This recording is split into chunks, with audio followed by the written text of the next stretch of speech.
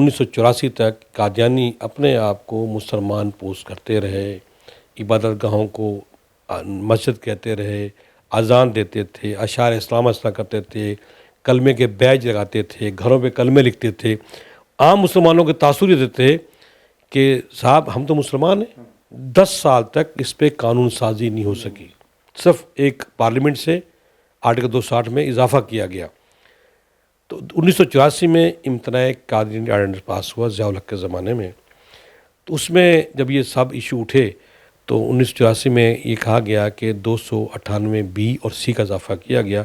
298 B ये कहती है कि कोई भी कादियानी, अहमदी, लाहौरी ग्रुप, मिर्ज़ई अपने आप को मुसलमान पोज करे, अशार इस्लाम करे, अपनी इबादतगाहों को मस्जिद कहे, उसकी तरह महराब बनाए, मेंबर बनाए, तो ये जुर्म होगा।